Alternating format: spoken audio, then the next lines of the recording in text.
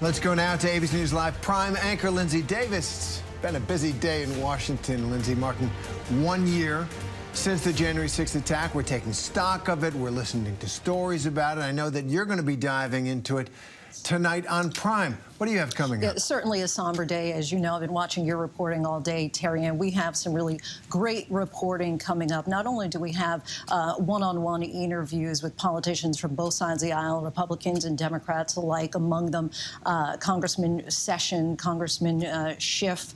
And, you know, in addition to being targets that day, they also were really witnesses as well. And so we talked to them about their reflections of that day, as well as where they think we are as a country 1 year later. Additionally, some really great storytelling, kind of fleshing out the details of that day as it unfolded, as well as the aftermath. As you know, Terry, Rachel Scott was her first day on January 6, 2021, covering the Capitol. Can you imagine that that's your introduction to covering the Capitol in this country? And she, you see her there, she sat down with several members of Congress, as well as some Capitol Hill staffers who are still grappling with that day, some of them suffering from some post-traumatic stress. So some really compelling stories. We hope to see you in just a few minutes. Looks great. Lindsay Davis, we'll see you on Prime in just a few minutes from now. And thank you all for joining us. I'm Terry Moran. We want to leave you with a special look at 1 year ago today, when many of our ABC News correspondents were on the ground covering the news of the day when they learned and reported on the January 6th attack. Many of them were in Washington, D.C., just steps away from the Capitol. Here's a look at what stands out to them as they reflect on that day. It felt like a war zone where the population is uprising and going after you. I never would have dreamed in a million years they would have made it into the building. Nothing could have been further from my mind. That is the nation's capital. And the scene of literally hundreds of people forcing their way into the building. The word that stands out the most to me is chaos. The trauma and the weight of January 6th has not left.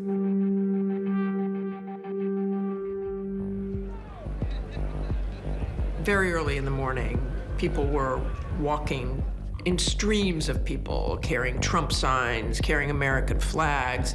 But there was something about that morning that felt a little different. We will never give up. We will never concede. Our country has had enough. We will not take it anymore, and that's what this is all about. I got word that Donald Trump had asked his people to go to the Capitol and that he would be joining them. It was my first day covering Capitol Hill. I think for a lot of people who were there that day, it is something that is really not easy to talk about. We were being surrounded by a group of Trump supporters who were not happy that we were there.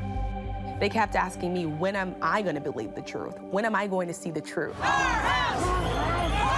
You could hear them if you got close enough to the windows. You could hear the people. The noise was growing outside. We started getting these reports from our Capitol Hill troops that people were literally trying to force their way inside the Capitol.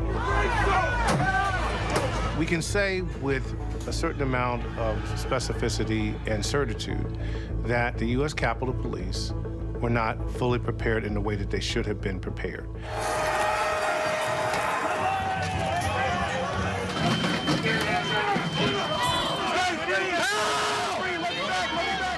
An announcement is made inside the Capitol. It's a loud noise.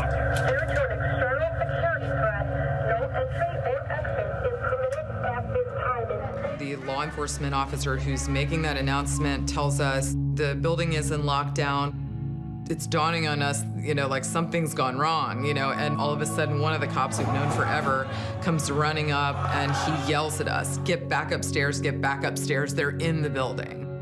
We've spent 4 years of hearing Donald Trump declare us the enemy of the people, so we know that we're gonna be one of the targets. We start covering everything that says press gallery. We're trying to lock the doors. No, we're in the basement. In moments of strife, you still have to do your job, so you just have to push it away and try to keep doing your job. One of the first people who came out and was leaving the Capitol said to me, "You don't want to go in there. They just shot a girl in the neck." We didn't know what was going on inside. We had no idea how bad it was at that point. According to Justice Department summaries, well over $1.5 million worth of damage was done to the U.S. Capitol, let alone the images of a man walking around carrying a Confederate flag, let alone people walking around carrying lecterns from the legislative chambers, let alone people going to the Speaker of the House's office and putting up their feet. But I remember standing there, looking up at our gorgeous Capitol, and had a sense of unreality, knowing that this was one of the worst days in American history. To look to my right and see people being arrested who'd stormed it, see the National Guard. It was an unbelievable moment. I don't think the Capitol will ever be the same. Every single day you have staff, you have press, you have lawmakers, you have police officers who are returning back to a building where they experienced so much pain.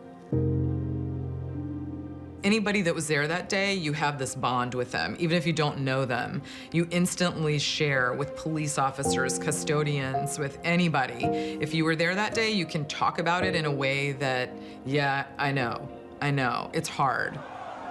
I think the single most important thing that's being forgotten about that day is the police officers and the trauma and the hell that they went through. I've had, police officers I thought the world of, commit suicide. January 6th just exaggerated the divide in our country. The country was already divided. You can respect someone's opinion on the other side, but you can't respect anybody who carried out something like that on Capitol Hill. That's not a political divide. That is a reality divide. That is a stark red line. I think a lot of people on Capitol Hill have been surprised by some efforts to try and rewrite what happened that day. Even for those who were there and experienced it and saw it with their own eyes. And that's particularly difficult to hear for many people that are still struggling with the trauma from what they saw that day. We don't have a very long memory for things these days, so I think right now I definitely live with the fear that this will easily happen again. I think my deepest hope is that this is not going to become a template for anyone who comes after Donald Trump. What I don't want is for people to forget what happened that day or to make it any less than what it was.